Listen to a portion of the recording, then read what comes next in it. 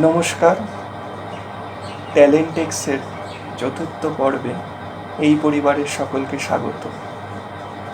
প্রতিবারের মতো এবারেও রবি ঠাকুরের সৃজনকর্মের ভিন্নতর একটি দিককে তুলে ধরতে আমরা প্রয়াসী হয়েছি। আমি সৌমাল্য। আমরা সকলেই জানি পরাধীন দেশে রবীন্দ্রনাথের জন্ম। সম্ভ্রান্ত ঠাকুর পরিবারে বিদেশি আদব কায়দার আবহে বড় হয়ে উঠলেও পরাধীনতার গ্লানি তাকে আজীবন পীড়িত করেছে। দেশবাসীর দুর্দশায় তাঁর কবিমন অস্থির হয়েছে, তিনি যন্ত্রণাবিদ্ধ হয়েছেন। হীনম্মন্যতায় নুজ্জ দেশবাসীর প্রাণে আগুনের পরশমণি ছোঁয়াতে অক্লান্ত হয়েছে তার কলম। আত্মসম্মানের লড়াই জারি রাখতে দেশবাসীকে বারংবার উদ্বুদ্ধ করেছে তার কবিতা ও গান। মাতৃত্বের মতো জন্মভূমি ঋণ স্বীকার হয় না। এই ঋণ পেতে শতাধিক জন্ম ঘুরে আসতেই হয়। ও আমার দেশের মাটি, তোমার পরে ঠেকাই মাথা। ও আমার দেশের মাটি, তোমার পরে ঠেকাই মাথা। তোমাতে বিশ্বময়ী, তোমাতে বিশ্বময়ী আঁচল পাতা। ও আমার দেশের মাটি, তোমার পরে ঠেকাই মাথা।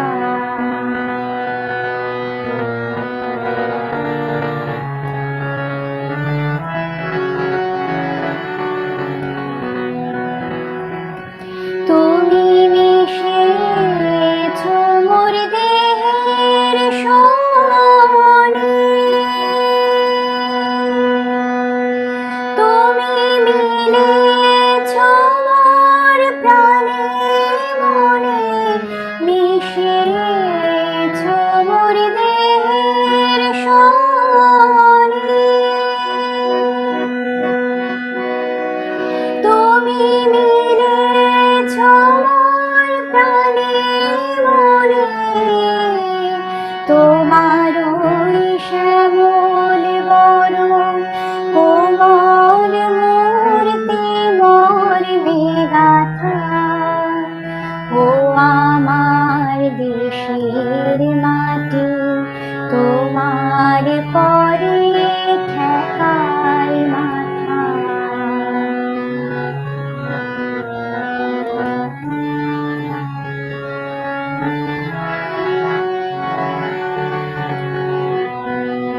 ও গো মা, তোমার কোলে জন্ম আমার মরণ তোমার বুকে। ও মা, তোমার কোলে জন্ম আমার মরণ তোমার বুকে। তোমার পরে খেলা আমার দুঃখে সুখে। তুমি অন্য মুখে তুলে দিলে, তুমি শীতল জলে জড়াইলে, অন্য মুখে তুলে দিলে। তুমি শীতল জলে জড়াইলে, তুমি যে সকল সহায় সকল মহামাতার মাতা। ও আমার দেশের মাটি, তোমার পরে ঠেকাই মাথা।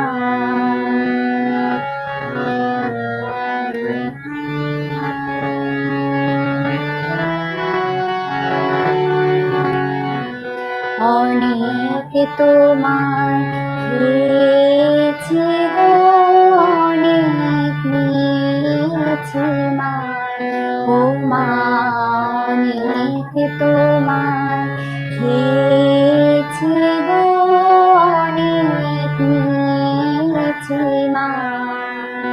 জানি নে যে কি বা তোমায় দিয়েছি মা, আমার জনম গেল বৃথা কাজে, আমি কাটা নদীর ঘরের মাঝে, জনম গেল বৃথা কাজে। আমি কাটা নদীর ঘরের মাঝে, তুমি বৃথা আমায় শক্তি দিলে শক্তি দাতা, ও আমার দেশের মাটি তোমার পরে ঠেকাই মাথা। তোমাতে বিশ্বময়ী, তোমাতে বিশ্বমায়ের আঁচল পাতা, ও আমার দেশের মাটি তোমার পরে ঠেকাই মাথা, ও আমার দেশের মাটি তোমার পরে ঠেকাই মাথা।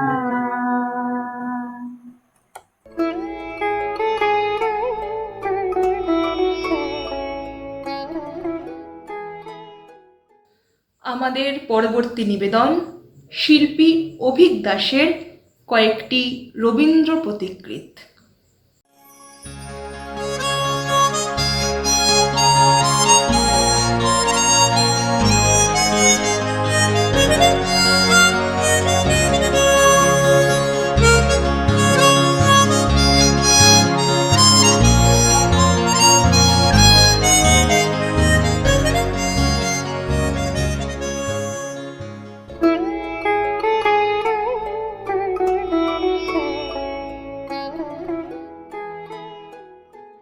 সৃষ্টিতেই অস্তিত্ব, কোনো খেতাবে নয়, এই ছিল তাঁর জীবনের মূল মন্ত্র।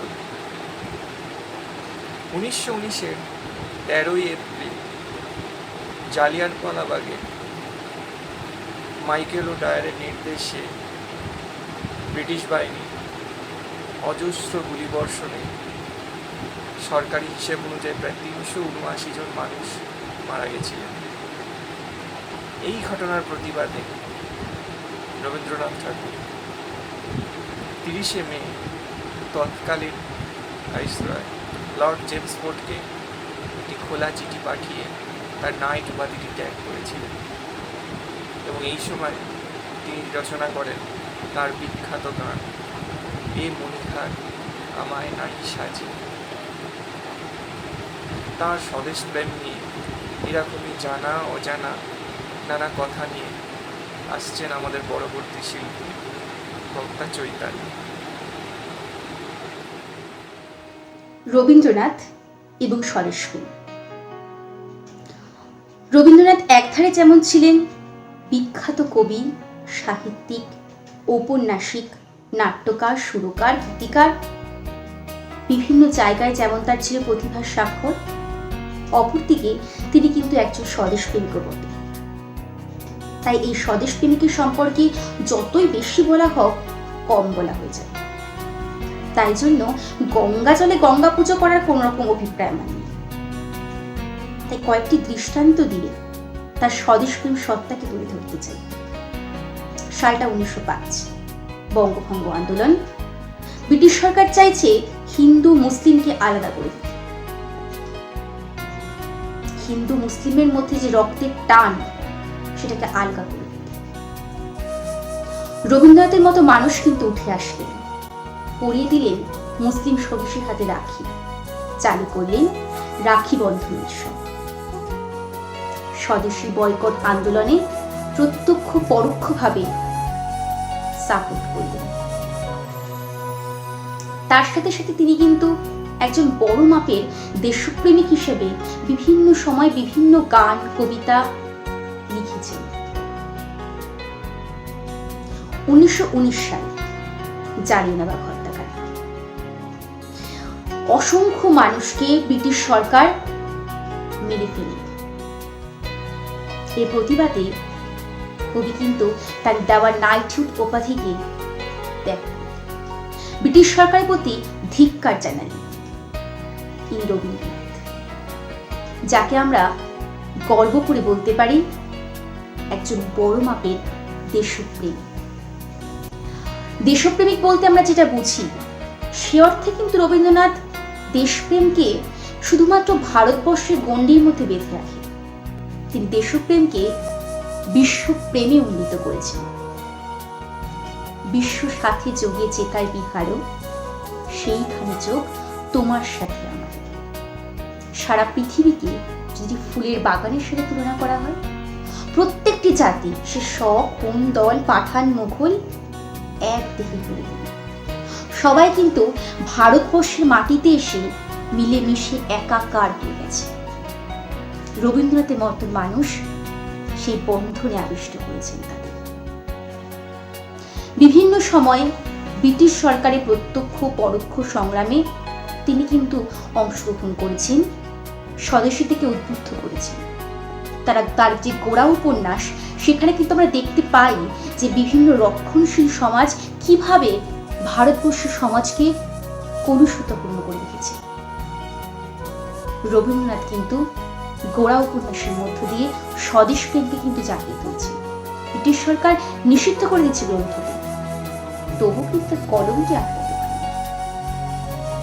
বন্দি দশাকে নতুন করে মুক্ত করার যে উপায়, স্বাধীনতাহীনতায় কে বাঁচিতে চায় রে, কে বাঁচিতে চায়, লিখলেন তিনি। মানুষের মনে নতুন করে জাগালেন নতুন নতুন আশা। ভারতবাসী বুঝতে শিখল, স্বপ্ন দিতে শিখল, নতুন করে স্বপ্নকে বুনতে শিখল এমন একটা ভারতবর্ষ যেখানে থাকবে না কোন রকম ব্রিটিশ সরকারের হানাহানি, ব্রিটিশ সরকারের অত্যাচার থেকে তারা মুক্ত হবে। এইরকম একটা ভারতের স্বপ্ন তিনি দেখালেন। হ্যাঁ, স্বদেশপ্রেমের সাথে বিশ্বপ্রেমকে তিনি উন্নীত করেছিলেন, তার সাথে সাথে তিনি কিন্তু আমাদের যে নিজস্ব জাতীয় সত্তা, সেটাকে কিন্তু সংরক্ষণ করেছে। একজন জাতি হিসাবে মূলত বাঙালি সত্তাকে তিনি নতুন করে জাগ্রত করেছিলেন। তারপরে কিন্তু অন্যান্য জাতিকে তিনি কিন্তু আলাদা করে রাখেন, সকলকে এক সূত্রে গঠিত করেছে। তাই হয়তো রবীন্দ্রনাথের মতো মানুষকে আমরা একজন শুধুমাত্র স্বদেশ প্রেমিক বা বিশ্বপ্রেমিক বলতে পারি। তিনি এমন একজন কিছু, যিনি সবকিছুর ঊর্ধ্বে, যাকে কিন্তু আমরা একটি অনন্য স্থান দিতে পারি, নতুন ভাবে চিনতে পারি। আজ রবীন্দ্রনাথকে চিনছি তার লেখার মধ্য দিয়ে। লেখাগুলোকে নতুন করে পড়ে বয়স যত বাড়ছে, লেখাগুলোর অর্থ কিন্তু পরিবর্তিত হচ্ছে। স্বদেশপ্রেম এবং রবীন্দ্রনাথ, এই পর্যায়ে বলার শেষে একটা কথাই বলতে হয়, সার্থক জন্ম জন্মেছি। পরবর্তী পরিবেশনায় রবীন্দ্র রচিত একটি বহুশ্রুত কবিতা পাঠ শিল্পী আয়ন্তীর কণ্ঠে।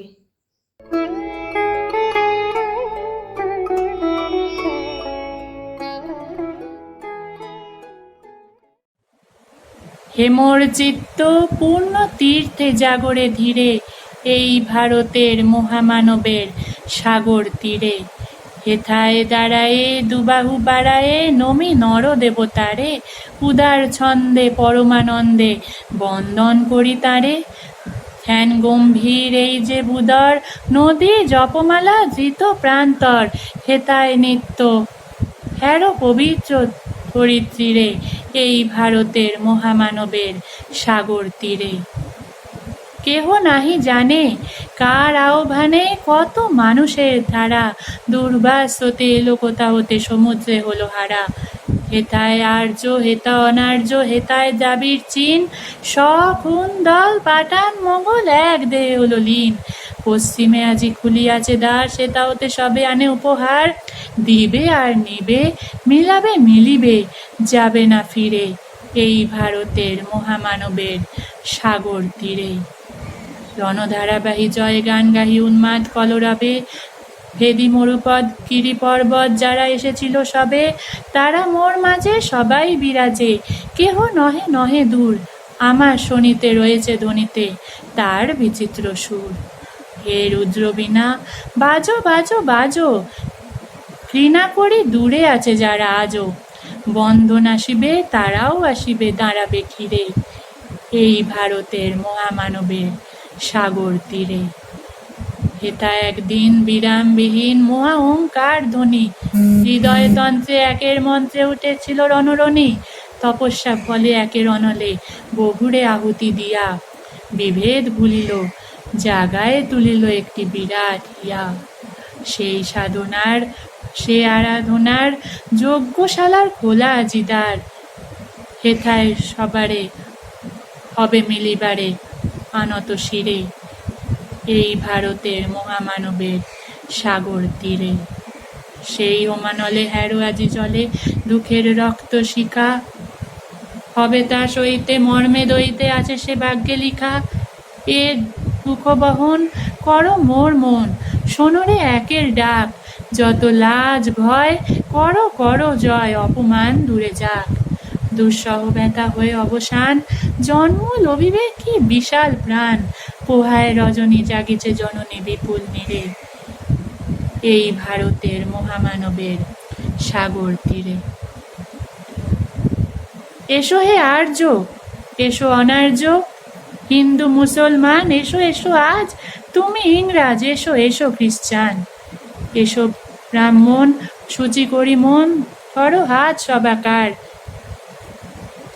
এসো হে পতিত হোক অপনীত সব অপমান ভার, মার অভিষেকে এসো এসো তরা, মঙ্গল ঘট হয়নি যে ভরা, সবার পরশে পবিত্র করা তীর্থ নীরে, আজি ভারতের মহামানবের সাগর তীরে।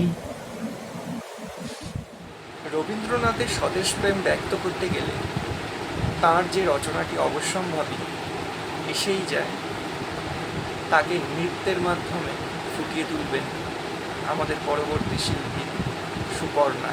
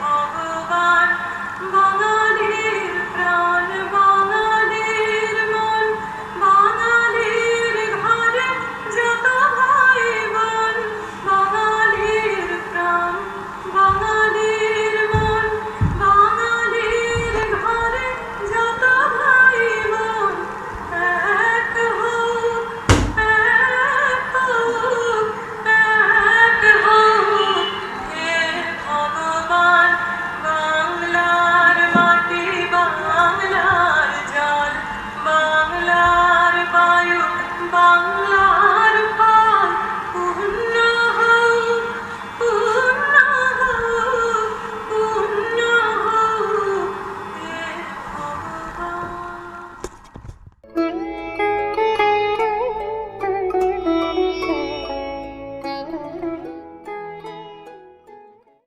রবীন্দ্রনাথের শিল্প মানেই প্রেম মৈত্রের বাহক, সে ঈশ্বরীয় হোক, মানবিক বা দেশ। বিচ্ছেদের বিরুদ্ধে তার কলম সর্বদাই সজাগ থেকেছে, তা 1905-এর বঙ্গভঙ্গর বিরুদ্ধে রাখিবন্ধনই হোক, অথবা ভারত ভাগ্য বিধাতা রচনা দিয়ে। 1911-তে রবীন্দ্রনাথ তার সেই ঐতিহাসিক সৃষ্টি দিয়ে আঁধারে ঢাকা ভারতভূমিতে মৈত্রের আলোই জ্বালান। আসুন আমরা সবাই উঠে দাঁড়িয়ে সেটি ঐক্যবদ্ধ কণ্ঠে উচ্চারণ করি। जनगण मन अधिनायक जय हे भारत भाग्य विधाता। पंजाब सिंध गुजरात मराठा द्राविड उत्कल बंगा, विंध्य हिमाचल यमुना गंगा उच्छल जलधि तरंगा। तब शुभ नामे जागे, तब शुभ आशीष मागे। गाहे तब जय गाथा, जन गण मंगल दायक जय हे भारत भाग्य विधाता। जय हे, जय हे, जय हे, जय जय जय जय हे।